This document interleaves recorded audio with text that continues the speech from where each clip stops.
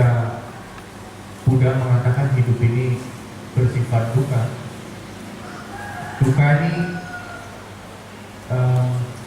sering diterjemahkan penderitaan, tapi sebenarnya duka ini lebih tepatnya sebenarnya artinya tidak memuaskan. Dari kata duk itu, kalau roda ini porosnya nggak di tengah, ini istilahnya duk, bahasa Sanskritnya sama bahasa Palinya. Jadi kalau roda ini nggak di tengah, mau jalan kayak apa pasti cannot go right, nggak bisa benar jalannya. Jadi pasti ajudan. Nah dikatakan samsara ini duk, sifatnya duk, cannot go right, jalan buntu, angka. Terima kasih. Dan kita di sini kita semua juga udah cukup berpengalaman ya dalam hidup kita ini. Kita semua udah berusaha untuk happy. Kita semua kan pengen happy kan. Kita udah berusaha jungkir balik segala macam cara loh ya.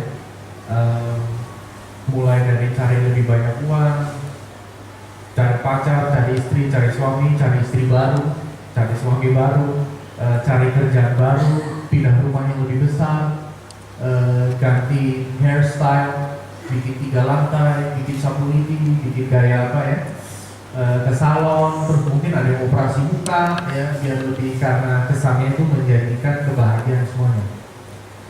Dan kita semua tahu bahwa ternyata tidak sesederhana itu. Dan yang namanya manusia itu sifatnya bosan. Ya, pertama kita pikir ya ini kebahagiaan ini saya dapat, tapi you get it and then you lose it. Ya, kita dapat hilang. Kalau enggak kita dapat cuma nggak seperti yang kita bayangkan.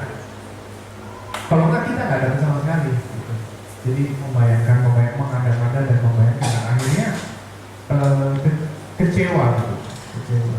Dan di sini Buddha itu bukannya mengatakan, kadang orang yang kurang begitu memahami Buddha Dharma itu mengatakan Buddha Dharma itu sifatnya pesimis. Padahal nggak bisa diambil hanya sepotong hidup ini bersifat duka. Itu kan hanya sepotong gitu, dipenggal satu section. Ini yang berikutnya loh, kan hidup ini memang sifatnya duka, ada sebabnya. Terus kita tuh nggak harus hidup begini terus-terusan, menderita terus-terusan dan kecewa dan segala macam. Dan yang terakhir ini loh, ada jalannya. Ini loh ada obatnya, cuman kamu harus praktek. Kalau nggak praktek ya juga nggak banyak gunanya. Jadi poinnya ini mesti diambil secara keseluruhan. Karena kalau kita paham ya Buddha Dharma ini luar biasa loh. Jawaban untuk kehidupan kita, jawaban untuk duka kita, untuk cara menjalani hidup kita tuh ada semua. Kayak misalnya di karya Metta Sutta itu ada semua di situ. Dan itu tujuannya bukan hanya untuk dibaca, tapi untuk kita praktekkan sehari-hari.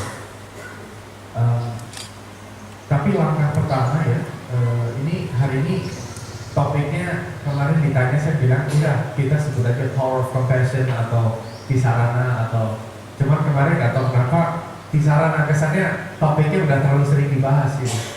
Tapi Tisarana ini paling basic, dan sebenarnya kita coba hari ini kita bahas hal yang paling mendasar dulu. Jadi menjadi orang Buddhis ini artinya apa sih? Tisarana ini apa sih? Yang pasti Tisarana itu bukan hanya secara pasif namo budaya namo dhamma ya. Pokoknya jamin banget agama Buddha itu sudah gitu. Ya, nggak sebatas itu. Dan itu juga nggak terlalu banyak manfaatnya kalau kita praktek dharma kita cuma seminggu sekali, kita ke wihara, terus kita baca kita pulang. Karena pada akhirnya kita jadi Buddhis itu tergantung cara kita jalanin hidup kita ini gimana. Akhirnya itu loh, kita turun tangan ini gimana dalam hidup kita. Gak salah, mau kita pengetahuannya banyaknya kayak apa, mau jadi seorang cendekiawan, mau jadi seorang pakar Buddha Dharma, atau mau jadi dosen agama Buddha, akhirnya itu tergantung kita hidup kita ini gimana kita jalanin. Saya pernah dengar dari seorang meditator Zen, dari seseorang yang bilang, saya lupa apa kutipannya, kalau engkau ingin mengetahui gurumu, ini gurunya cuma Upasaka ya, coba tanya istrinya. itu baru ketahuan sesungguhnya itu seorang pakar itu seperti apa sesungguhnya, karena akhirnya it depends on how you live your life ya. Tergantung kita jalanin hidup kita gimana, yang paling penting itu. Nah kita pelan-pelan ya, kita mungkin kerangkanya pakai catur Arya Satyani ya. Buddha mengatakan hidup ini pertama sifatnya duka. Mungkin kita semua alami nggak rasa seperti itu, kadang sedih, kadang nangis, kadang depresi, kadang putus asa, kadang kesasar, kadang nggak tahu hidup ini tujuannya apa walaupun udah belajar banyak ya. Mungkin bingung, mungkin Buddha terus-terusan,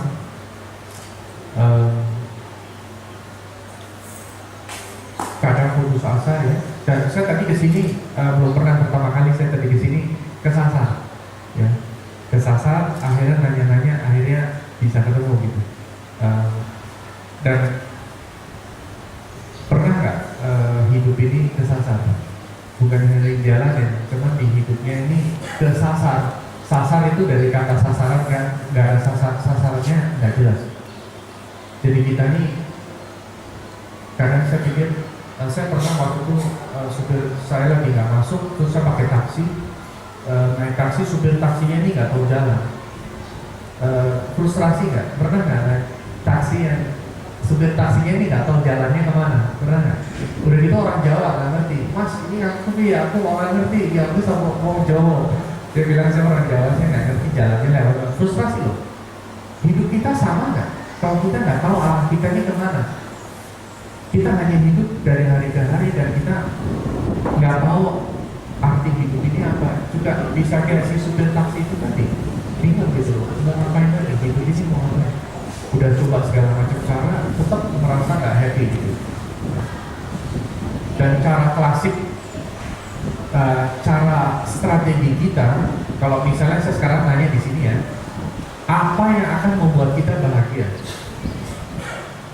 Kalau kita jujur ya, biasanya kita semua tuh ada keinginan yang kita merasa belum dicapai. Dan kalau keinginan itu dicapai, pasti kita happy. Ya. Entah uangnya lebih banyak, entah suami yang lebih gimana, atau istri yang lebih gimana, atau entah anak harus bagaimana. Secara klasik itu biasanya keinginan manusia itu begitu banyak ya, tapi ada beberapa yang bisa digolongkan. Misalnya pertama uang gitu ya, mencari uang sebanyak mungkin. Mungkin di antara kita juga ada yang berpikir, andainya saya uangnya lebih banyak, gajinya 3 kali lipat atau 4 kali lipat, pasti saya lebih bahagia. Dan kita misalnya dapat kenaikan gaji itu, terus habis itu udah nggak happy terus nggak? Biasanya gimana? Ini ada survei ini di Amerika ya, dilakukan oleh Fortune, majalah Fortune. Menarik, dan isu yang 2 tahun lalu itu juga menarik sekali. Di situ dibahas urusan kebahagiaan. It's interesting, sangat menarik sekali bahwa majalah bisnis membahas tentang sifat tidak puas manusia. Dan di situ misalnya salah satu survei yang pertama, 1000 responden kalau nggak salah itu di interview dan ditanya apa yang akan membuat Anda happy, dan sebagian menjawab, andainya gaji saya dinaikkan 30-40%, pasti saya lebih bahagia. Ya. Nah, setahun kemudian mereka yang dapat kenaikan gaji ditanya lagi, gimana? Udah dapat kenaikan gaji? Dapat, ada yang 100%, ada yang 50%. Mereka yang dapat kenaikan gaji sekarang ditanya lagi, apa yang akan membuat Anda happy? Jawabannya apa? Anda ini saya dapat kenaikan gaji 30-40%, pasti saya akan bahagia. Udah dapat, tapi it's never enough. Gak pernah cukup ya. Ini Murphy's Law, bahwa manusia itu memang gak pernah puas. Dan ini teori dari konsumerisme dan kapitalisme. Itu seperti itu. Kapitalisme kan asasnya adalah growth, ada pertumbuhan perekonomian, orang-orang mendapat lebih wealthy, lebih kaya, dan pasti mereka lebih happy. Teorinya gini, nggak apa-apa ya, mudah-mudahan Jokowi jadi presiden. Makanya masih kotak-kotak nih, terinspirasi oleh Jokowi kemarin. Jokowi kalau misalnya ekonomi Indonesia menjadi lebih kaya, lebih makmur, yes good. Tapi tergantung sikap kita lagi. Kalau kita merasa nggak cukup, segitu nggak bakalan cukup. Ini yang bahasa Jawa namanya balung kere, pernah dengar nggak? Balung itu artinya tulang, kere itu miskin. Jadi balung kere itu artinya mental miskin sampai ke tulang-tulang pun mental miskin. Artinya apa? Nggak pernah cukup. Mau punya uang berapapun nggak pernah cukup. Tanda dari orang miskin apa sih ya? Definisi Buddhis loh ya, bukan menurut kategori perbankan atau Bank Indonesia atau menurut UNICEF ada kategori orang yang di bawah per hari di bawah $2 itu kategori miskin, yang di atas itu menengah, terus bukan itu. Cuma di Buddha Dharma ini menarik definisi dari orang yang kere, yang miskin. Orang yang miskin adalah yang merasa kehilangan kalau berbagi dan gak mau berbagi. Menarik ya? Nah itu orang yang punya uang sekian T gitu ya, uangnya udah triliunan tapi tetap gak mau berbagi. Ini by definition miskin, mental miskin, gak mau bagi ya.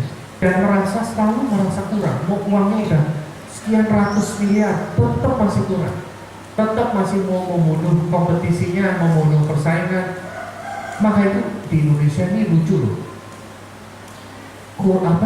Pencuri-pencuri, maling-maling terbesar itu justru orang-orang yang super kaya. Benar loh, di Indonesia ini yang maling itu bukan yang maling ayam, maling sendal, bukan kelas itu ya, tapi yang kelas misalnya ya, yang kemarin 2 hari lalu itu disebut mafia minyak dan oleh seorang pakar dikoreksi itu maling minyak, bukan mafia minyak. Mafia itu sophisticated, canggih. Ini maling terang-terangan, bikin anak perusahaan di Singapura, terus terang-terangan di markup $30 gitu satu barrelnya, just unbelievable. Dan ini orangnya kayanya bukan kaya, udah kaya tapi tetap merasa nggak cukup. Di Indonesia lucu kan, ada seorang ratu yang jago nyatut gitu misalnya ya, tinggalnya di Banten. Saya nggak bilang namanya, saya bilang dia nganggap diri sebagai seorang ratu dan dia memang jagoan nyatut. Ya, ini adiknya punya mobil 74 dan ini ada satu Lamborghini ya, Aventador itu hanya ada 40 unit di seluruh dunia. 200 unit, harganya 40 miliar. Ya, Aventador di Indonesia ada, ini dia punya Aventador. Ya. Ini 74 mobil ya, masih kurang ya. Ya, ini ada Rolls Royce Phantom, ada Bentley Continental GT ini 12 miliar. Just unbelievable, tetap merasa kurang. Ini loh bahayanya. Dan kita justru sebenarnya jangan menyalahkan, menghakimi dan menganggap orang begini nih sama masyarakat yang harus langsung mengingat nggak usah ada di muka bumi. Tapi justru kalau kita nih ada hati benar-benar ya, dia nggak bisa mengontrol diri, kelihatannya dia begitu kuatnya, tetap merasa kurang. Nah kita ini mesti lihat, kita ada tendensi, ada kecenderungan seperti itu juga.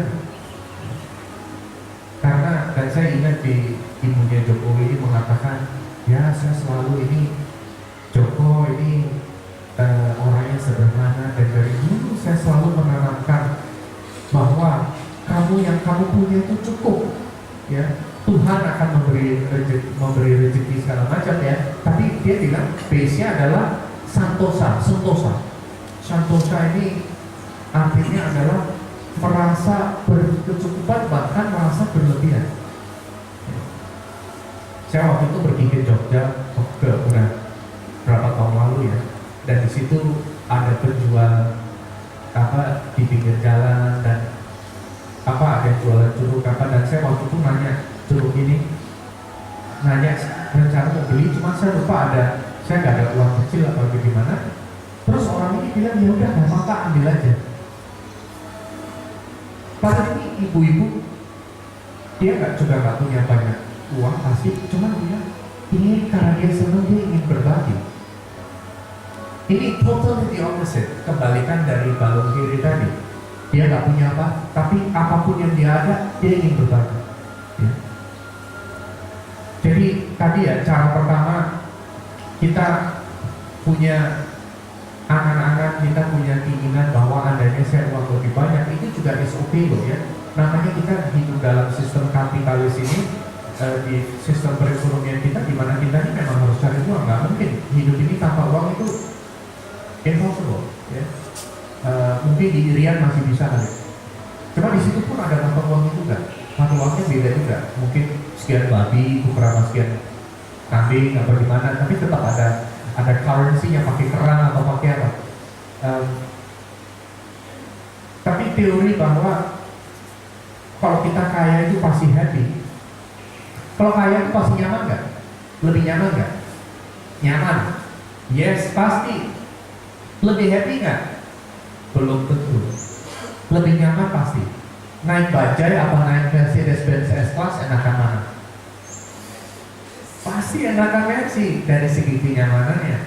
Tapi dari segi happy-nya gimana? Belum tentu. Mungkin orang naik bajai berdua lagi jatuh cinta di matahari panas-panas, cekikikan, ketawa-ketawa, keplak-keplakan, mungkin lebih bahagia daripada orang yang membuat lumpur hangat di suatu daerah tertentu, dan dia naik pesawat jet Gulfstream 500 yang harganya itu ratusan juta dolar loh. Gulfstream 4 namanya, Gulfstream 4, mesinnya ada 4, itu mahal sekali. Itu kakak saya soalnya teman dari anaknya suka kalau lagi bosen belanjanya itu ke Paris gitu, yuk jalan-jalan kayak kita gitu. Wah, yuk ke Mangga 2 yuk, lihat siapa tahu ada palsu yang paling baru gitu ya. Ini anaknya, waduh lagi bosen nih, yuk ke Paris yuk, lihat fashion show di sana, ini begitu. Ya. Very unhappy. Mereka mungkin lebih stres dan lebih nggak happy daripada orang yang sederhana. Maka itu di sini kita mesti hati-hati. Karena kalau kita begitu, akhirnya kita ngejar-ngejar dan nggak pernah merasa bahagia, nggak pernah merasa cukup. Cara pertama, dan ini contohnya banyak orang yang nggak bahagia, yang kaya banget yang nggak bahagia ini banyak. Di Indonesia banyak, di Amerika banyak. Miliarder di Amerika itu ada beberapa yang mereka ada di Jerman ya, seorang orang yang bunuh dirinya di depan kereta cepat, dia loncat karena uangnya tinggal 12 triliun. Dia bunuh diri. True story. Ya, ini beneran. Ini benar. Bisa dicek di Google. Terjadinya tahun 2008 atau 2009 waktu krisis di Amerika. Dan dia ini harta keluarganya dipakai sebanyak mungkin 12 miliar dolar atau 10 miliar dolar. Terus masih tersisa 1 miliar dolar. 1 miliar dolar itu lumayan loh. Itu berapa generasi juga nggak habis. Ya. Itu nggak kebayang uang segitu tuh 1.200 triliun itu mau kepake di mana? Dia bunuh diri itu. Ya. Ini benar terjadi. Di Amerika justru ironinya banyak sekali orang depresi. Negara yang kaya sekali dan makmur dan sangat maju dari segi perekonomian ya. Saya nggak bilang dari segi mental, dari segi spiritual, dari segi perekonomian mereka paling maju. Dan misalnya Jepang juga ya, per kapitanya itu tinggi sekali Jepang. Atau Switzerland ya. Switzerland itu per kapita udah 100.000 dolar lebih per orang. Jadi ekonomi negaranya dibagi jumlah populasinya itu per manusia lebih dari 1 M. Pendapatan per kapita yang besar sekali, nggak ada orang miskin di sana. Tapi coba kita tebak-tebakannya, bunuh diri lebih tinggi per kapita itu di Swiss apa di Jepang? Coba. Jepang ada tradisi harakiri, ada tradisi kamikaze. Yang mana coba lebih tinggi? Switzerland lebih tinggi. Mind boggling ya nggak? Kaget nggak dengar begini? Dan terakhir di Switzerland itu ada jasa bunuh diri ada. Ya, perusahaan jasa bunuh diri mesti bayar cuma 8.000 euro kalau nggak salah ya, 8.000 euro. Dan ini kemarin baru bulan lalu untuk ketiga kalinya. Rata-rata orang bunuh diri itu karena biasanya penyakit kanker atau penyakit AIDS atau apa rata-rata. Tapi bulan lalu untuk ketiga kalinya orang bunuh diri karena bosan hidup. Beneran bosan hidup, terus ya udah pingin caw aja, pingin goodbye. udah capek aja, udah malas hidup gitu. Ini beneran euthanasia legal itu di Swiss. Kalau memang duka itu bisa berakhir dengan bunuh diri, ini saya sekarang mengandai-andai ya. Misalnya duka itu berakhir dengan bunuh diri, mungkin itu pilihan yang bagus loh, mungkin. Tapi kata siapa kita bunuh diri itu hidup kita berakhir? Kata siapa? Hidup ini kekal nggak? Tidak kekal, ya. Aku itu kekal nggak? Keakuan itu kekal nggak? Nggak kekal. Tapi keberadaan kita ini kekal nggak? Kekal loh. Kita ini akan ada terus untuk selama-lamanya, mungkin bentuknya berubah-ubah. Kadang jadi orang, kadang jadi Pak Haji, kadang jadi buaya, kadang jadi kadal, jadi burung, terus nanti jadi apa. Tapi ini terus untuk selama-lamanya. Kita akan ada terus. Maka itu bunuh diri, dan bunuh diri itu agak apa ya? Sayang sekali gitu, disia-siakan, karena sebenarnya sisa hidup seberapapun pendeknya, seberapapun kacau di hidup kita masih bisa untuk melakukan sesuatu untuk masyarakat, pasti bisa. Jadi it doesn't work. Teori kapitalisme doesn't work, teori konsumerisme doesn't work. Konsumerisme itu kan kalau kita lihat ya, iklan-iklan, radio, TV, ya bahkan di ATM itu dikasih gambaran dari hidup yang sempurna ini seperti apa, ya. Bapak sama istri gadanya di pantai, anaknya 3 gendut-gendut, yang satu lagi kejar-kejar layangan, main layangan, yang satu lagi main pasir, yang satu main berenang, makanlah Indomie gitu misalnya, ya. Image dari keluarga sempurna itu seperti apa gitu, ya. Atau di majalah, ya misalnya majalah wanita, saya nggak tahu majalah wanita apa, tapi misalnya ada yang tebelnya segini nih, atau Cosmopolitan atau apa ya, itu kan isinya 80% iklan kan, ya. Jujur ya, sebelum baca sama setelah baca lebih pede kapan?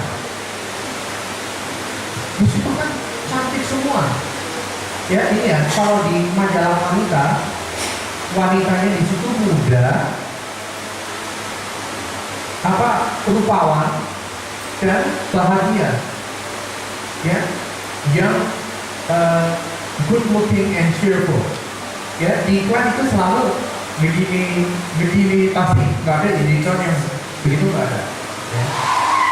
Image dari kebahagiaan itu di iklan itu, cuman kawan itu nggak realistis, dan itu kan semuanya itu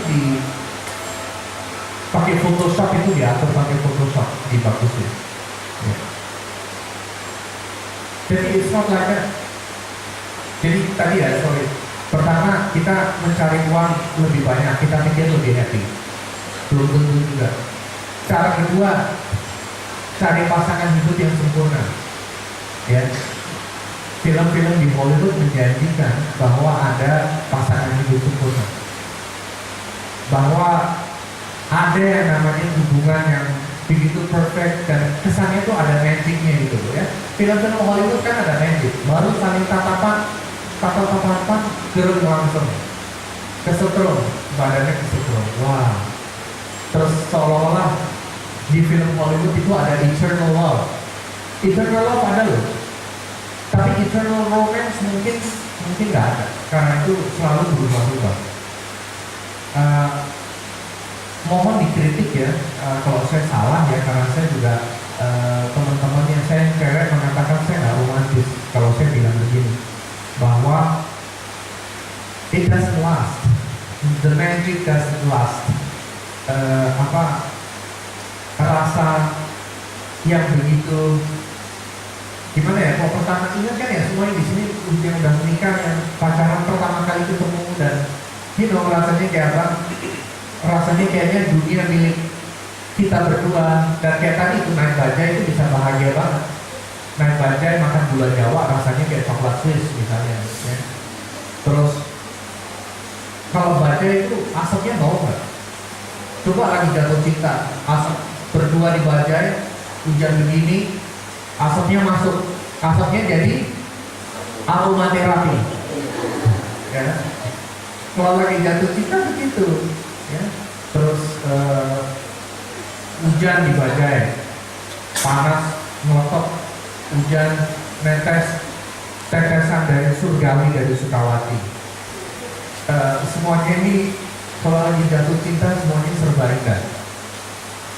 Tapi kita semua tahu bahwa hubungan dengan pasangan kita itu tantangan juga, ya kan? Ya kan?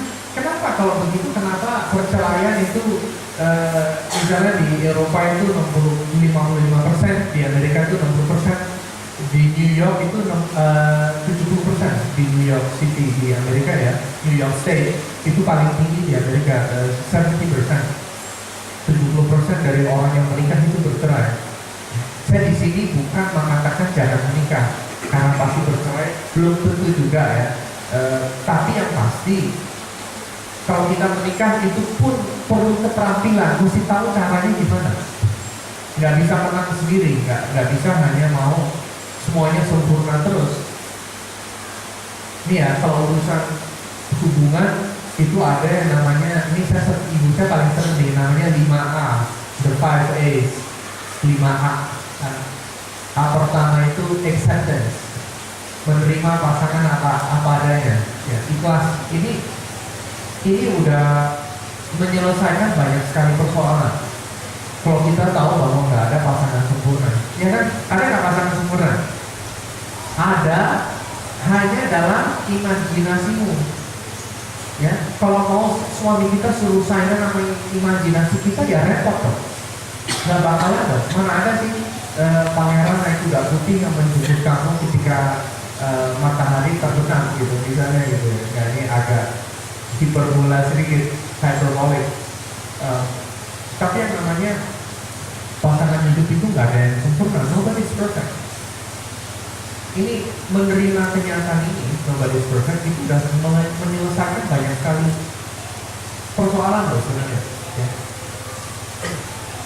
Dan itu A pertama ya, menerima apa adanya, A pertama. A kedua ini namanya allowing, mengizinkan, membolehkan. Membolehkan apa? Membolehkan perbedaan, membolehkan cara berpikir yang beda. Kalau istri itu memang dukung Prabowo ya nggak apa-apa. Kamu dukung Jokowi, it's okay. Ya. Kalau istri senangnya nonton apa, suaminya senang nonton TV ya nggak apa-apa, beli TV 2 aja. Ya kan selesai urusannya. Nggak harus selalu mencari persamaan, tapi ya justru merayakan perbedaan itu malah sesuatu yang bagus, saling mendukung dalam masing-masing perbedaan. Ini A yang kedua. A yang ketiga ini namanya attention, perhatian. Perhatian ini bukan hanya memberi perhatian ya. Ini kan yang membuat cinta indah kan perhatian ya. Salah satunya kan, isn't that so beautiful? Hal yang paling kecil pun itu dipikirin. Mungkin awalnya gitu ya, pas hujan sini nanti daripada kamu basah sini dong, kita berdua di pavilion. Nah, udah menikah 1-2 tahun, malah udah kamu jangan deket-deket, nanti celana saya kecipratan, misalnya gitu ya. Tapi attention, perhatian dengan hal yang kecil-kecil ini so beautiful, ya, it's so nice. Orang tua saya sampai sekarang itu masih perhatiannya seperti itu, hal yang paling kecil pun itu dipikirkan. It's so nice. Perhatian di sini juga artinya sakti, melatih perhatian penuh, kesadaran. Kalau kita nih bisa tahu misalnya pasangan kita itu merasa seperti apa, ini bantu banget. Kalau kita kan sekarang begitu ada sesuatu kita langsung marah atau langsung bereaksi, ini enggak, kamu relax, dengerin aja, lebih banyak listening ke pasangan kamu ngomong apa, dan coba perhatikan rasanya kayak apa, perasaan dia seperti apa, perhatikan di badan kita. Ini kalau meditasi itu otomatis perhatian seperti ini muncul sendiri. Karena ini ya, kadang-kadang itu secara umum ya, pria itu ingin memperbaiki masalah, dan wanita itu kadang-kadang hanya ingin didengarkan aja kok. Ya. Jadi kadang-kadang itu wanita mengeluh gitu, misalnya, aduh saya capek, ini saya ngurus anak, terus saya masak, terus si pria, si suami itu seolah mau memperbaiki pipa bocor. Ya udah nanti kita langsung ambil tukang aja, kalau nggak ambil babysitter supaya kamu nggak capek, atau ambil koki, kalau nggak gimana, kalau nggak saya bangun lebih pagi. Padahal wanita belum tentu kan mau, ya nggak? Belum tentu mau solusi kan, hanya ingin cerita, ingin didengarkan. Kadang-kadang kan begitu kan. So ini attention, ayat ketiga ini atensi, perhatian. Ini bantu sekali dalam kehidupan ini, membantu sekali. Ya. Ayat keempat ini appreciation, apresiasi. Apresiasi itu menghargai, merasa berterima kasih. Kalau kita ini bisa tidak menganggap enteng dan kita menghargai, kita sering-sering terima kasih ke istri, istri ke suami, suami ke istri, anak ke orang tua, berterima kasih. Tapi bukan hanya lip service, bukan hanya mulutnya bergerak terima kasih gitu ya. Terima kasih telah mengunjungi BCA siang ini, bisa dibantu lagi nggak? Kayaknya nggak ada emosinya gitu. Tapi ini dari hati merasa berterima kasih. Belum tentu harus ngomong terima kasih loh, tapi sikap terima kasih itu kelihatan. Kalau sikap orang berterima kasih itu ketawa. Sebab kerjanya tinggal lakunya ini beda. Kalau kita ini bisa menghargai hal yang kecil-kecil, ini membuat orang begitu happy loh. Misalnya ya, ibu saya ini masak, setiap hari ini masak ibu saya. Setiap hari bangun jam 4 karena jam setengah 5 dan masak. Dan kalau ibu saya ini memang senang masak, dia nggak pernah komplain. Dan kalau misalnya saya puji gitu ya, wah misalnya ibu saya bikin berapa hari lalu tuh bikin kecambah pakai sesame oil, enak sekali. Saya bilang, wah ini kecambahnya enak banget nih sama bayam pakai sesame oil. Terus ibu saya, oh ya enak. Terus besoknya apa? 3 piring, ya kecambahnya ada 3 piring besoknya. Ada energinya gitu ya. Karena kalau kita berterima kasih dengan orang lain, itu membuat mereka begitu bahagia dan membuat kita juga bahagia. Ya. Kadang kita menganggap enteng, ya udah ini kan suami udah tugas suami, cari duit, istri udah tugas istri, masak, urus anak. Tapi hanya ucapan terima kasih ini loh. Sebenarnya ucapan yang tiga yang paling penting tahu nggak apa? 3 paling penting. Pertama terima kasih, kedua please, ya mohon, tolong, dan yang ketiga ini maaf. Kalau kita dengan cepat kita mengatakan I'm really sorry, saya nggak bermaksud seperti itu menyelesaikan banyak masalah. Atau kita bilang thank you, atau kita bilang please. Kalau kita please artinya kita menghargai orang, ya. Jadi misalnya kita di restoran gitu ya, kita kadang-kadang kan mentang-mentang kita bayar di restoran, kita panggil waiter gimana? Kalau enggak, mas ini mas, kayak nggak menghargai gitu. Ini tambahin nih, kan saya udah aktif tambahin. Ini tumpah nih bersih. Tapi ini kalau kita bilang, mas boleh minta tolong nggak? Ini tumpah, minta tolong ya ambilin. Wah bisa nggak? Ini dia merasa begitu happy loh. Ya. Terus sudah selesai kita bilang terima kasih. Atau misalnya salah satu bentuk apresiasi, misalnya kita habis makan di restoran, piringnya dikumpulin. Mereka happy banget loh. Hal yang kecil, kalau kita makan kan biasanya gimana? Kalau kita makan, ada tusuk gigi di sini, ada tulang ayam di mana, ada air tumpah, ada apa berantakan, kobokannya juga tumpah kemana-mana. Tapi kalau kita appreciate, kita melakukan hal yang kecil ini, small thing, tapi menghargai mereka banget.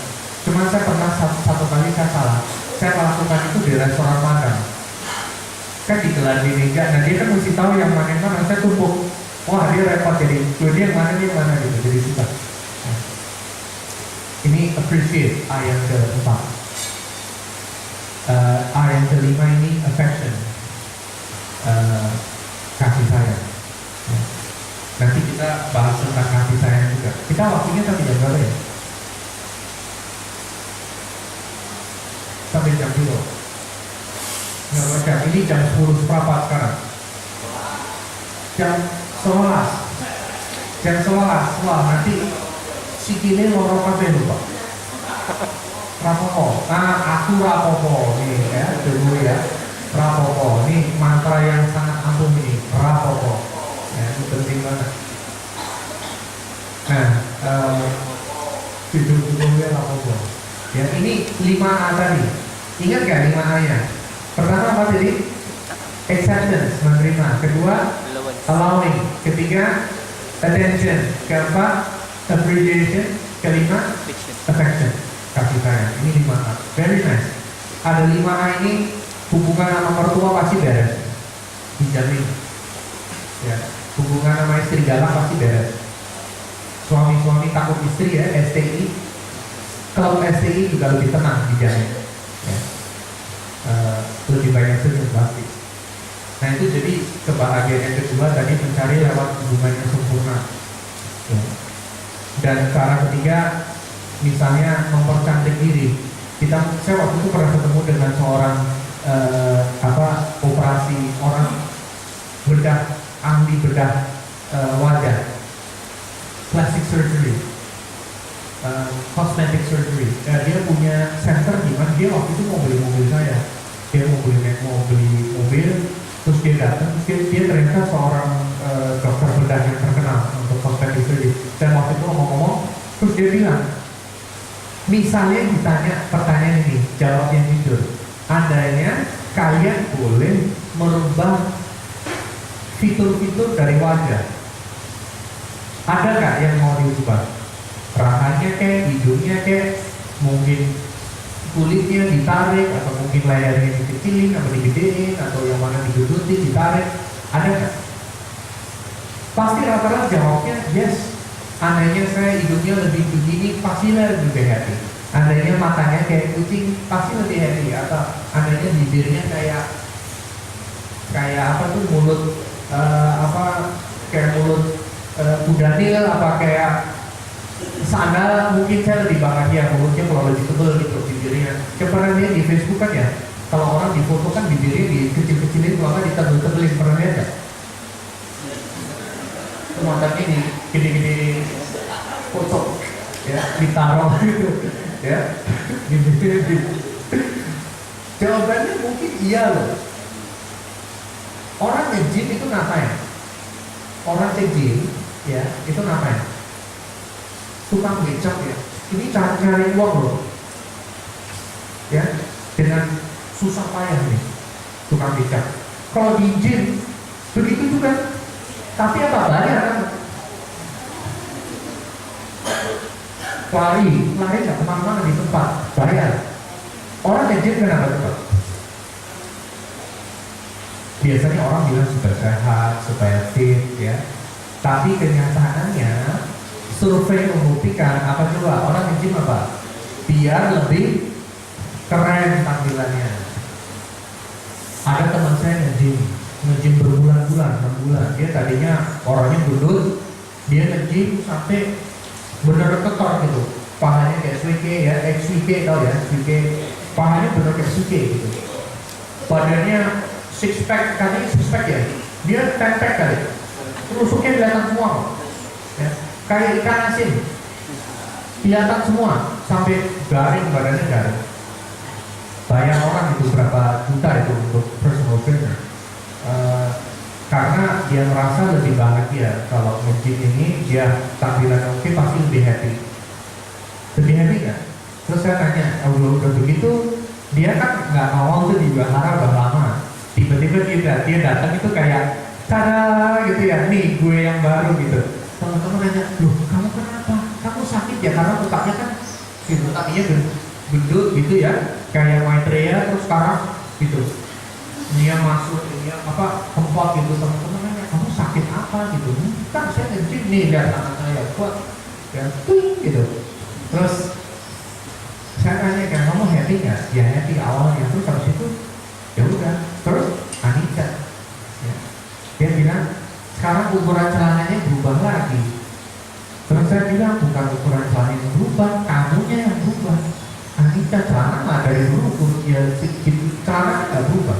Dianya yang berubah, gemuk lagi, sekarang gemuk lagi, ya, tapi lebih sejahtera. Ya. Maka itu ya, ini satu perangkat juga. Biasanya orang udah sekali bedah plastik, biasanya tuh nggak berhenti, biasanya terus, karena akan tetap merasa kekurangan terus. Seperti Miss Meksiko tahun 2007 atau 2008 tuh, yang dia sekarang di penjara. Dia di penjara karena jualan narkoba. Cantik sekali orangnya. Saya lihat waktu itu, saya nggak pernah lihat di Miss Universe, Miss World itu, saya nggak tahu acaranya kapan dan saya nggak pernah nonton. Cuma waktu itu lagi ada interview di CNN.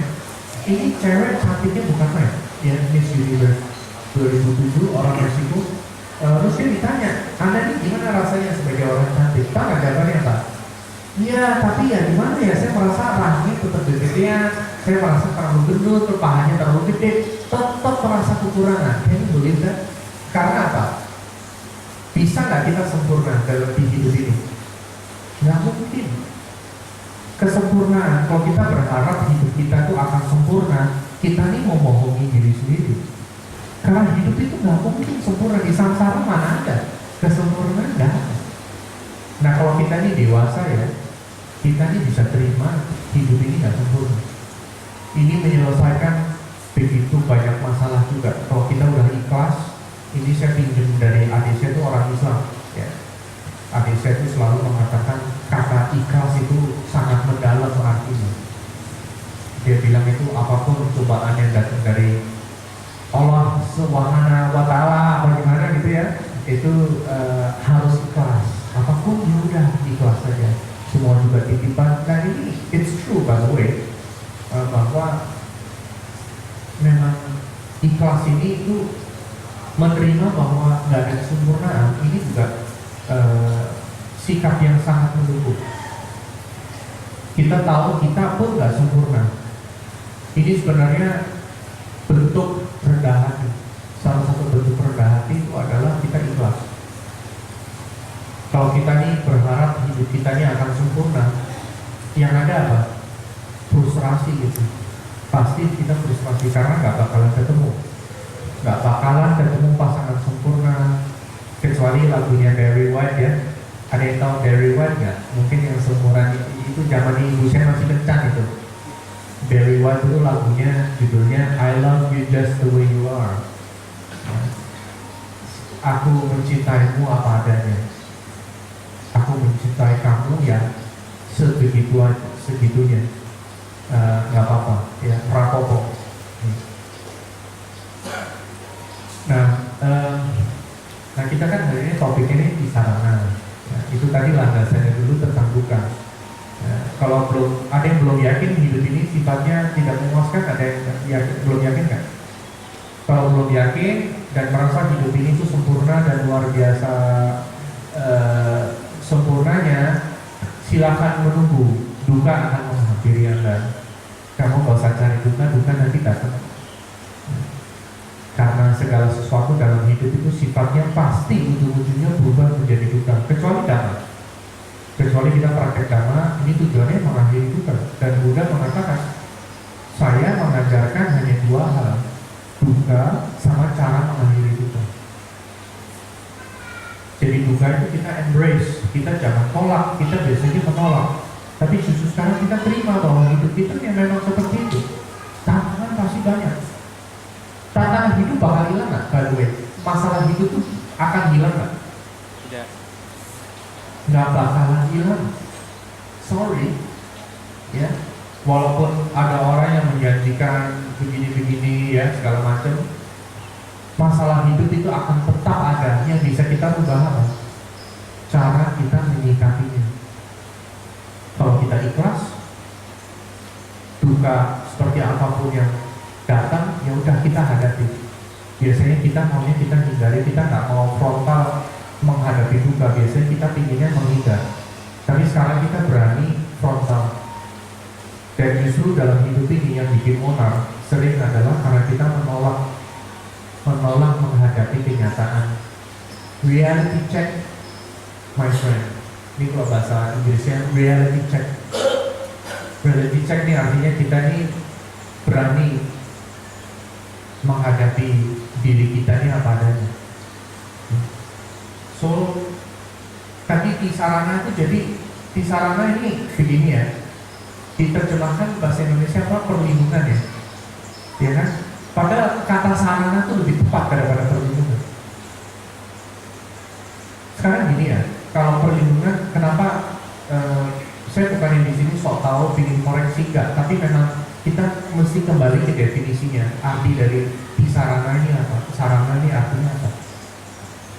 Kalau yang namanya perlindungan ini begini ya, perlindungan itu aspeknya selalu ada dua. Ada satu bagian yang dimana kita takut, terus ada bagian kedua dimana kita merasa kita bisa mengatasi ketakutan itu. Misalnya gini, kita sakit nih, apa ini nih, ada anak nih ya, anak melihat misalnya binatang apa, laba-laba gitu ya, terus dia takut, terus dia lari ke mama. Jadi dia ada takut, pertama, kedua dia lari ke mama. Kenapa? Karena dia merasa mama bisa melindungi dia. Sama, kita ada penyakit nih, kita kena penyakit misalnya kanker gitu, kita takut kan, takut mati, takut apa, terus kita cari dokter, kita merasa dokter bisa mengobati, jadi ada takutnya, ada nyari perlindungan. Yang namanya perlindungan itu selalu ada dua itu. Nah yang namanya tisarana sebenarnya juga seperti itu. Kita tahu tapi ada bedanya. Kita tahu kita mengalami duka, dan kita tahu adanya bisa diandalkan. Ini loh arti sarana ini, sesuatu yang kita andalkan, bukan yang perlindungan. Buddha bisa melindungi kita nggak? Kita bisa nggak ngumpet di belakang jubah Buddha, terus kita lagi mau dikejar gini sama maling mau dibunuh, terus kita ngumpet di belakang patung Buddha, Buddha bisa melindungi kita nggak? No. Jadi cara Buddha bisa nggak by the way melindungi kita? Yes, tapi caranya gimana? Kita praktek dhamma. Itu perlindungan sesungguhnya, itu praktek dhamma kita, bukan buku, bukan patung, bukan lupa, bukan yang di luar-luar. Tapi akhirnya yang melindungi kita itu siapa? Kita sendiri. Ini loh arti sarana. Maka itu Buddha Dhamma Sangha ini memang hanya sarananya aja. Jadi kita nggak bisa gitu ya, misalnya kita nih udah berumur berapa, belum ada jodoh gitu ya misalnya ya.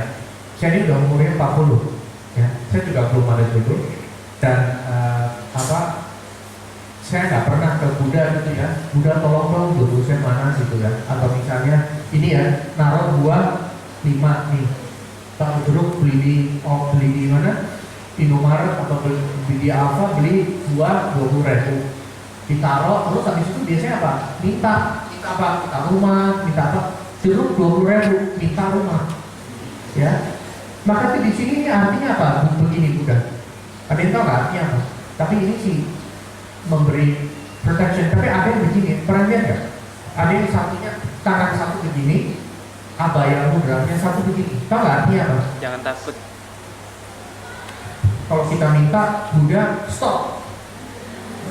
Buddha sana kamu praktek dulu sebenarnya. Artinya itu sebenarnya.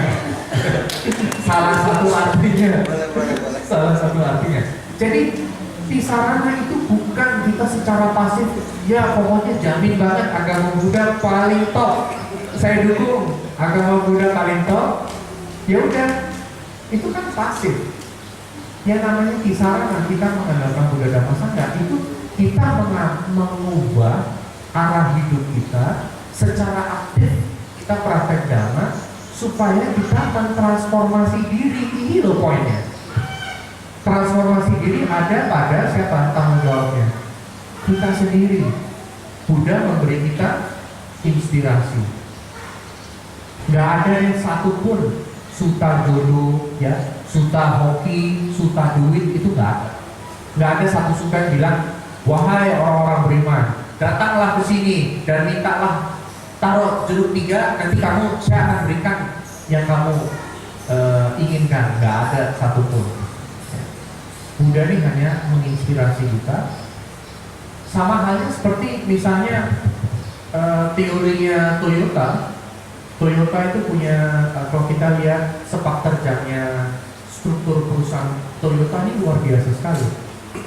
Di Toyota itu leader ini mempengaruhi kultur seluruh perusahaan. Dan sepertinya ini memang benar. Jokowi, ini saya nggak promo, saya cuma kasih contoh, ya. Jokowi dengan sepak terjang seorang bodhisattva, sepak terjang ini maksudnya Jokowi ini kalau turun tangan, ini seperti bodhisattva kalau turun tangan. Kalau saya lihat itu persamaannya seperti seorang bodhisattva yang turun tangan. Tapi efek dari Jokowi apa sih? Efek paling bagusnya kalau menurut saya, bukannya pasar menjadi lebih bersih atau tanggal Ismail Marzuki ini bisa dibangun, langsung dibangun. Saya baru beberapa hari lalu ketemu sama orang departemen di pendidikan nasional. Dia dosen di Taman Ismail Marzuki, dan dia begitu berterima kasih ke Jokowi baru pertama kali wacana ini bisa menjadi realita. Dana bisa turun dan ini bisa dibangun. Nah, efeknya itu bukan hanya ada jembatan baru, ada pasar lebih bersih, terus nelayan lebih ada sistemnya, tapi yang lebih penting lagi, Jokowi kalau menurut saya ini bisa memberi inspirasi ke seluruh rakyat Indonesia gimana menjadi orang yang baik. Ini yang tak ternilai.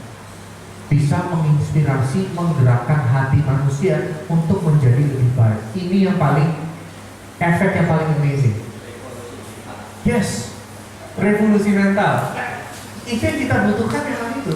Saya di sini bukan ngomong tentang politik, tapi ini sama. Buddha sama persis. Buddha kalau di sini pakai jubah. Tapi kalau kita jadi Buddha, mungkin kita pakai fuji. Pernah lihat nggak ada Buddha yang naik gajah, ada Buddha yang naik macan, pernah lihat nggak? Ada di wihara di Jakarta, di Pluit, ini Buddhanya naik macan. Kalau zaman sekarang mungkin Buddhanya naik kijang, apa naik panther, atau naik BMW, atau naik apa tergantung. Belum tentu dia naik macan. Sekarang kan kendaraan udah ada banyak yang baru. Apanya? Mungkin bodhisattva. Tapi kalau kita jadi Buddha, karena gini loh.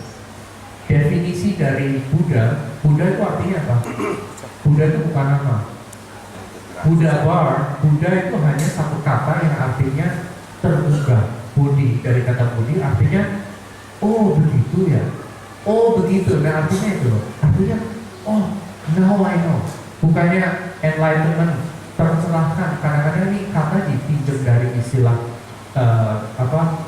revolusi dulu ada gerakan enlightenment di Perancis, di mana di Eropa, di mana ada apresiasi akan seni dan sebagainya, itu disebut era enlightenment. Katanya diambil dari situ sebenarnya, tapi nggak tepat. Body ini lebih jelas, terbuka, bangun. Artinya itu bangun gitu loh. Tadinya kita tertidur nolak, sekarang di wake up. Oh begini ya. Ini loh arti body. Jadi sebenarnya Buddha itu bukan hanya untuk Buddha, buat kita semuanya di sini. Kita bisa hidup lebih terbuka, dan itu bisa dilatih.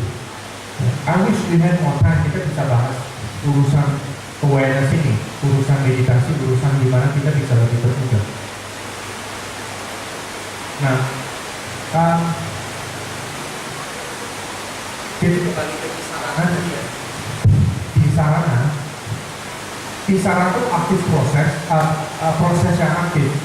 Di mana pertama kita mengakui kayak anak tadi yang takut, tapi persamaannya sekarang kita ini mengakui kita ini paling tidak kita mengakui kita nggak sempurna.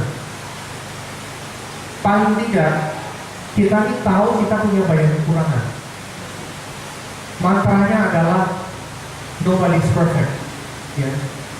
Kita nggak sempurna, kita ini sebagai manusia ini pasti kita campuran antara hitam dan putih. Kebaikannya ada, tapi kejelekan ada juga loh. Ya. Tapi kita sekarang bedanya, kita tidak harus menyembunyikan kekurangan kita. Ini loh poinnya. Kita lihat manusia semakin berumur itu semakin jago berpura-pura, semakin jago pakai topeng, semakin jago sok suci, sok hebat, sok apa. Gus Dur dulu bilang ya, Gus Dur bilang zaman sekarang itu segala sesuatu itu dipalsukan. Tas palsu, HP palsu, merek-merek palsu, sikap orang palsu, iman juga palsu. Ini Gus Dur waktu itu bilang, apakah kita bagian dari kepalsuan itu? Kalau kita jujur, kita ini mungkin jawabnya iya loh. Kita ini jago jaim, kita ini jago berpura-pura, kita ini pakai topeng yang berlapis-lapis. Kita ini jadi orang ini tidak original, tidak apa adanya. Kita di hadapan Buddha dan di hadapan diri kita sendiri, terutama kita ini mesti jujur dengan diri kita sendiri. Justru transformasi diri, revolusi mental tadi ya Pak, terjadi setelah kita menyadari kekurangan kita itu apa. Mantranya apa? Rapopo, aku rapopo. Kita punya kekurangan, yowes rapopo, nggak apa-apa. Nggak harus menghukum diri sendiri, menganggap diri hina, menganggap diri jelek, menganggap diri sotoy, tahu sotoy ya, menganggap diri, mengkritik diri sendiri terus menerus. Kita ini kadang itu bisa sangat jahat loh ke diri kita sendiri. Kita ini kadang menghakimi diri sendiri luar biasa. Asal mula dari depresi itu apa? Tidak menerima diri apa adanya. Jadi langkah pertama nih kalau kita di sarana, ini penting banget bagi kita untuk rendah hati. Rendah hati itu artinya, ini kalau saya pinjam kata-kata dari almarhum Lama Cakra ya, Bante Dharma Wajra. Jadi orang ini mesti jujur, tahu diri apa adanya. Ya, jujur, tahu diri apa adanya. Terutama jujur dengan diri sendiri. Ini penting banget. Gak apa-apa kok. Malah itu suatu keberanian. Kalau akhirnya kita ini berani menghadapi diri sendiri apa adanya, ini suatu keberanian. Dan kita mengakui, ya saya punya kekurangan, cuma saya mau menjadi orang lebih baik. Ini loh, serada itu. Tahu sada nggak ya? Sada tahu ya? Ada wihara tuh di Puri namanya Sadapala, ya. Atau Sadabala mungkin. Sadabala, bala itu power, sada itu keyakinan, kekuatan atau daya dari keyakinan. Keyakinan di sini bukan berarti, oh iya jamin banget gue yakin Buddha Dharma Sangha adalah andalanku, adalah perlindunganku, cuma nggak ngerti artinya apa, bukan itu. Sada itu ya, atau sada artinya kita tahu kekurangan kita apa dan kita ingin melakukan perubahan. Kita ingin melakukan revolusi mental. Kita tahu kita bisa lebih baik daripada sekarang ini. Itu loh, serada. Yakin, I can do better than this. Saya bisa lebih baik daripada ini. Dan ini, untuk ini memang dibutuhkan kerendahan hati itu. Dan kerendahan hati itu juga muncul dari sabar. Biasanya kita diajarkan sabar itu dengan siapa? Harus sabar dengan siapa? Dengan mertua, ya, dengan suami, dengan orang-orang, dengan kemacetan. Sabar dengan yang di luar.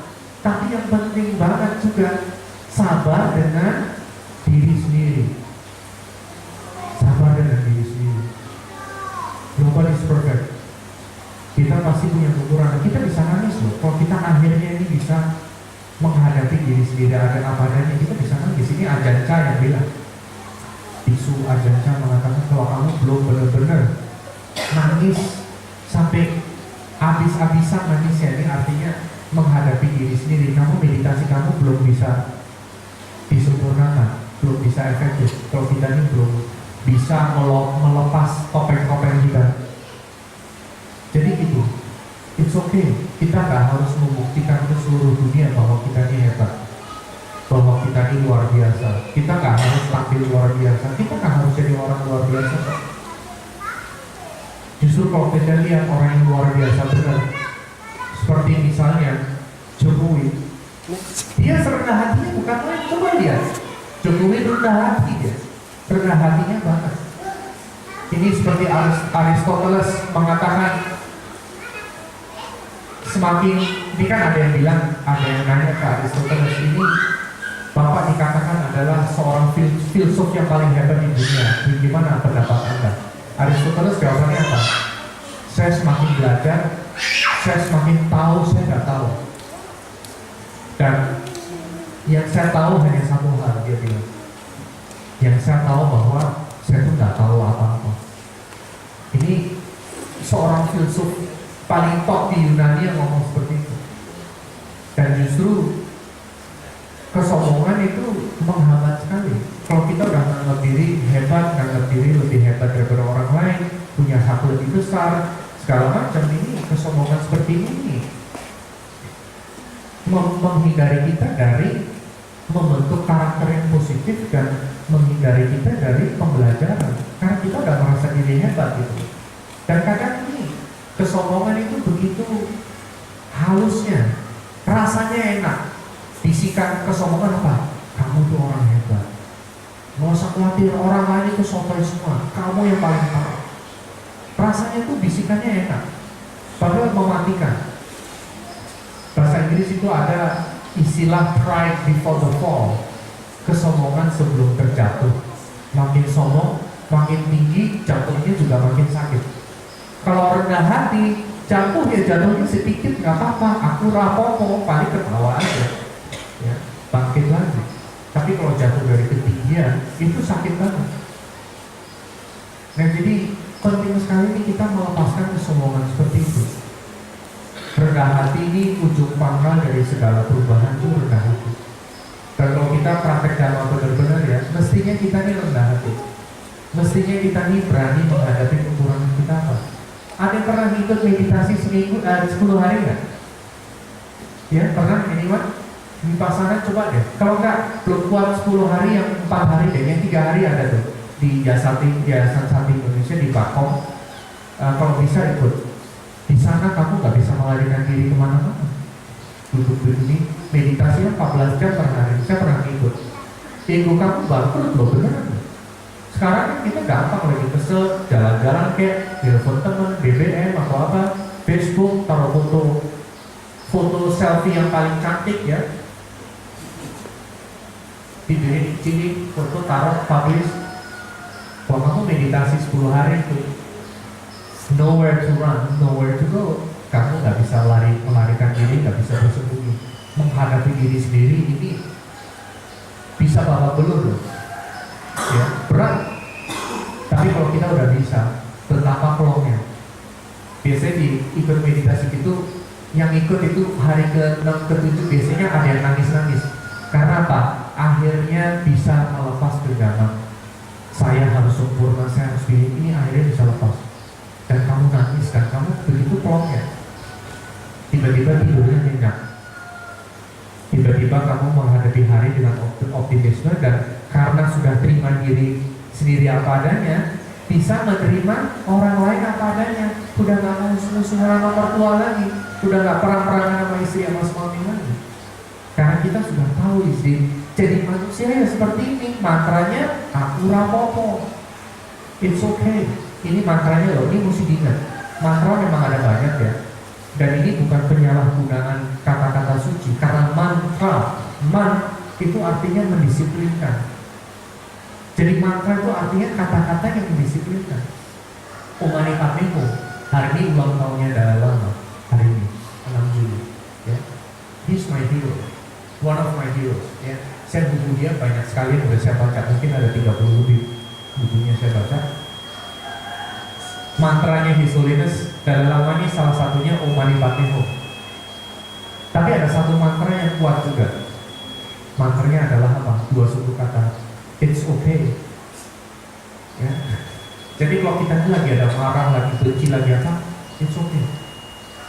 Nggak usah menghukum diri sendiri, nggak usah membenci diri sendiri. Patience,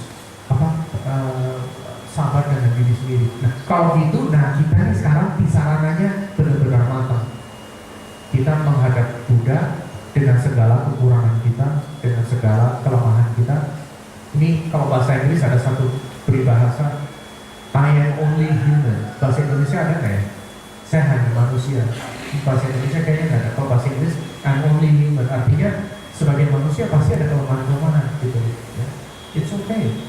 It's okay.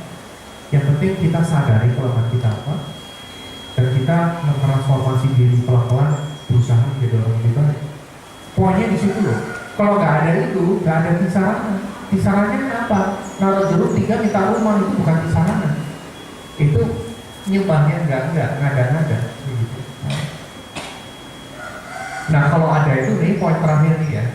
Poin terakhir, dikit lagi kan udah pada pegel nih duduknya, kayaknya udah pada gini-gini. Saya mah enak duduk di sini.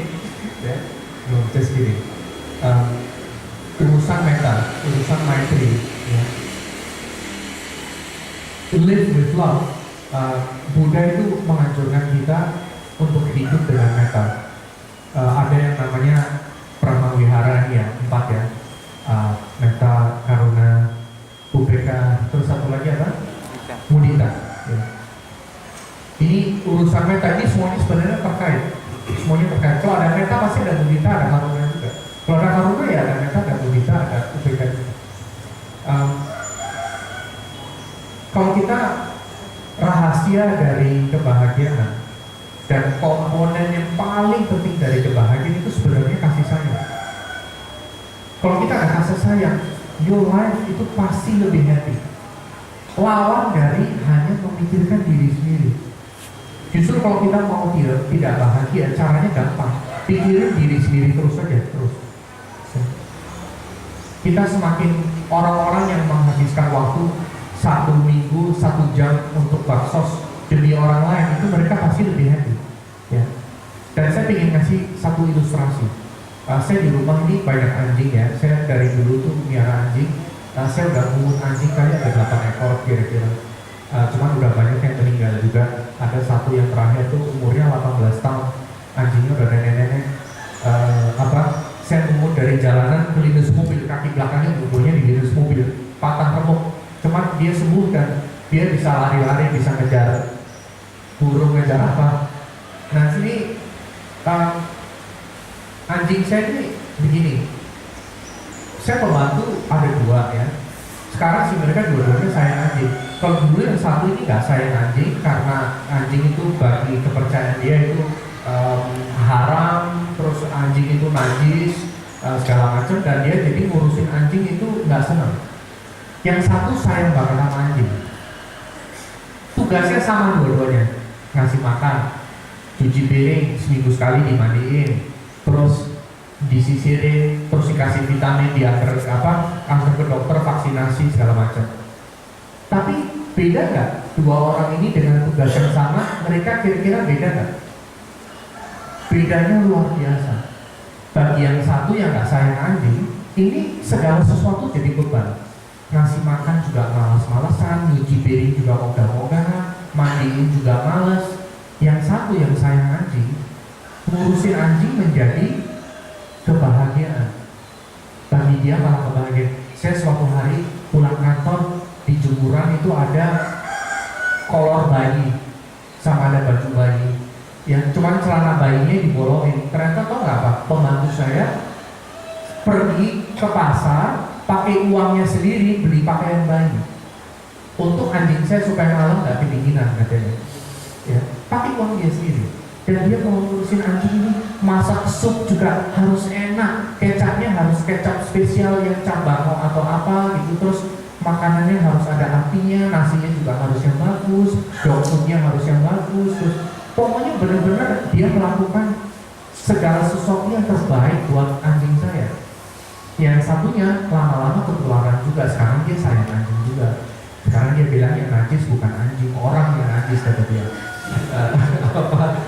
Orang yang nggak ngerti. Tapi dan saya berpikir gini, bukankah sama aja dengan kehidupan kita? Kalau kita hidup dengan kasih sayang, ini akan memudahkan hidup kita. Ibu saya masak, saya nanya di sini ada yang masak nggak? Ada yang masak di rumah? Ya, saya 2 hari yang lalu saya masak juga Vietnamese pho. Wah, top banget. Ya kalau mau nyobain pasti bisa habis berapa mangkok. Ibu saya masak itu setiap hari udah selama 30 tahun lebih, itu bangun jam 4 jam setengah 5. Nggak pernah dia komplain. Masak bagi dia itu malah bukan beban, kebahagiaan. Tapi kalau saya tanya beban nggak masak? Mungkin ada yang jawab beban juga, mesti bangun pagi tugas seorang ibu, ya udah rapopo, namanya gimana, udah terlanjur begini ya udah. Tapi coba ada meta di hati kita, pasti masak ini jadi happy. Apapun jadi happy. Ngurus anak sama loh. Ngurus anak ini kalau kita di dalam hati itu ada kasih sayang, ngurus anak ini malah sumber kebahagiaan. Tapi kalau anak itu kita anggap beban, ya hidup kita jadi susah. Bukankah seluruh hidup kita seperti itu? Nah ini jadi anjuran Buddha gini, kamu tetap ke kantor, tetap kerja, kita tetap kerja, tetap kantor, tetap melakukan kegiatan kita apapun, tapi sekarang dengan hati bedanya. Kalau kita jadi misalnya ya, jadi sales person, atau kita punya usaha, kita bukannya hanya memeras pegawai kita untuk dapat semaksimal mungkin, tapi ini malah menjadi suatu kesempatan untuk bermurah hati, untuk memberi yang terbaik buat pegawai kita. Isn't it beautiful? Kalau kita hidup ini bisa seperti itu. Kamu jadi sales, kamu pikirin orang lain butuh apa, bukannya gimana ya caranya. Oh, ada hipnotis supaya sales ini supaya makin laku. Ada loh, saya pernah lihat seminar hipnotis untuk sales. I don't know, orang dihipnotis supaya barangnya bisa dibeli. I don't know. Tapi kalau sekarang kita memikirkan yang terbaik untuk orang lain, ini akan, your life will never be the same again. Hidup kita ini nggak pernah akan sama lagi kalau kita ada kasih sayang. Dan sebenarnya kalau saya nggak di stop sekarang, ini bisa sampai hari Rabu nanti, bisa nggak ngobrol nanti. So I have to stop here. Kalau nggak habis-habis. Mungkin mudah-mudahan next time kalau ada sambungan, we talk about love. Salah satu subjek favorit saya itu tentang meta, dan meta itu ternyata bisa dikembangkan. Bukan hanya Buddha Dhyasa, Mahatma Gandhi dan orang-orang lain, tapi kita pun juga bisa mengembangkan kapasitas meta kita untuk bisa mencintai diri apa adanya dan orang lain apa adanya. I don't know if there's any room for questions. Masih ada waktu untuk pertanyaan apa enggak nih sekarang? Kamu sudah pada pulang nih?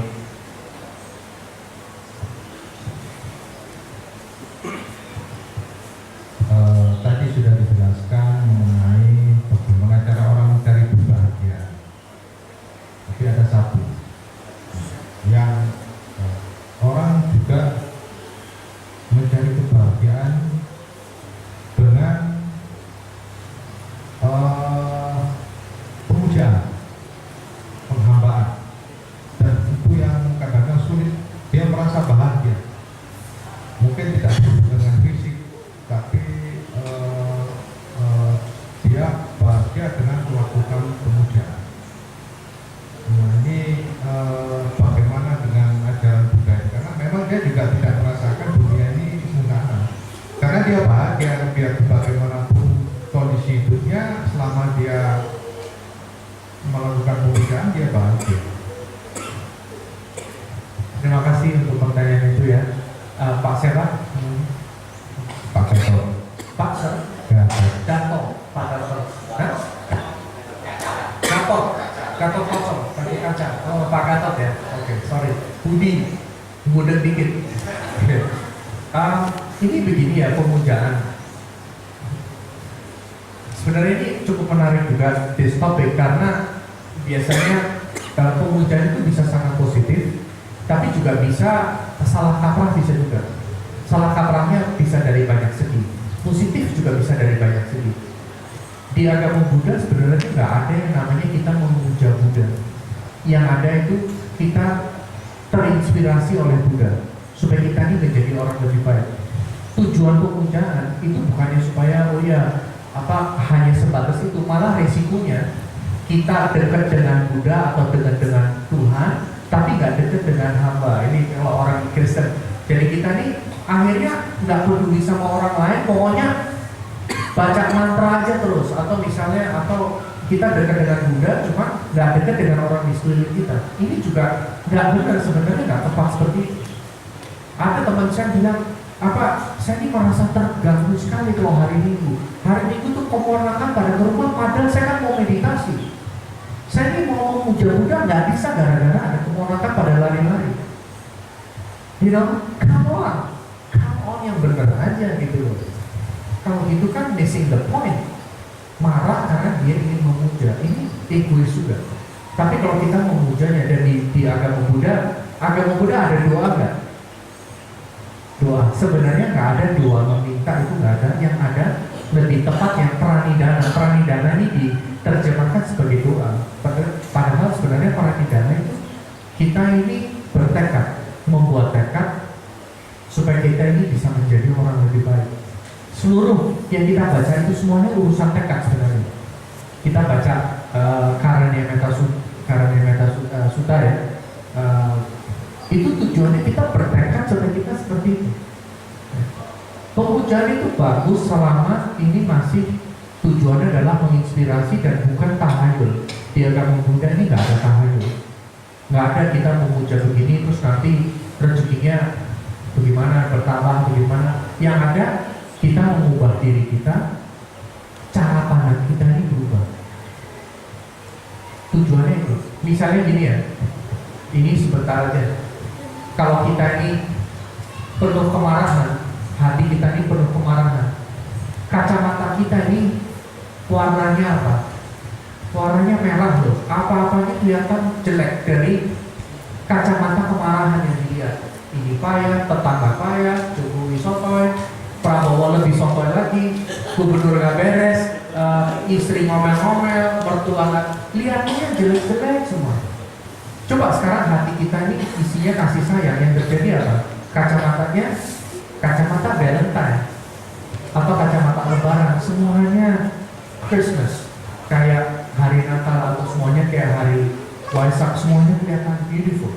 Kacamatanya warnanya mungkin pink, semuanya kelihatan bagus.